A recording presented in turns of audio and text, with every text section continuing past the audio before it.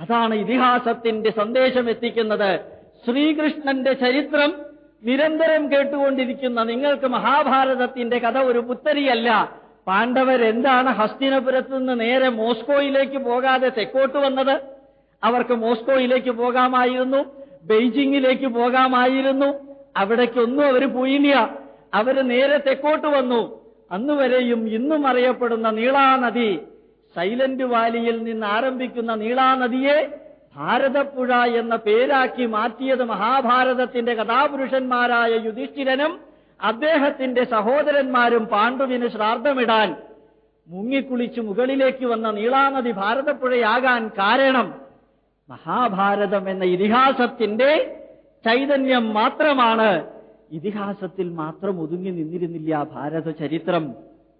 ഹസ്തിനപുരത്തിനപ്പുറത്ത് നിന്ന് ആരംഭിച്ച് മൊറീഷ്യസ് വരെ എത്തി നിൽക്കുന്ന ഒരു സംസ്കാരം, അത് ചരിത്രത്തിന്റെ ഭാഗമാണ്.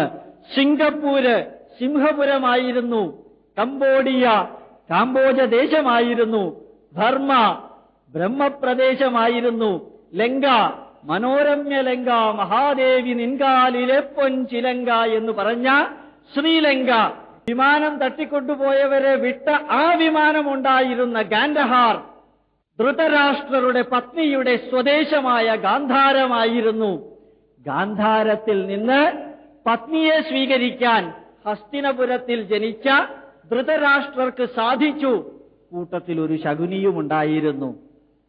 ഏതായാലും ഗാന്ധാരിയെ സ്വീകരിച്ചതോടുകൂടി ഭാരതത്തിന്റെ അതിർത്തി അഫ്ഗാനിസ്ഥാൻ അപ്പുറം പോയി. വിതുരന്റെ ദേശം ഇറാൻ, വൈഡൂര്യ ദേശം എന്നറിയപ്പെടുന്ന ഇറാൻ. ഭാരതത്തിന്റെ വിസ്തൃതി ഒന്ന് ചിന്തിച്ചു നോക്കുക. ഒരു പക്ഷേ സ്വാതന്ത്ര്യാനന്തര ഭാരതത്തിന്റെ വിസ്തൃതിയാണ് കുറഞ്ഞത്. സ്വാതന്ത്ര്യത്തിന് മുൻപ്, സഹസ്രാബ്ദങ്ങൾക്ക് മുൻപ് ഈ ദേശത്തില് അവിടെ നിന്ന് ഇവിടം വരെയും ഒരൊറ്റ സംസ്കൃതിയുടെ ധർമ്മശാസ്ത്ര തന്തുക്കൾ പ്രഭ ചൊരിഞ്ഞുകൊണ്ട് നിലനിന്നിരുന്നു.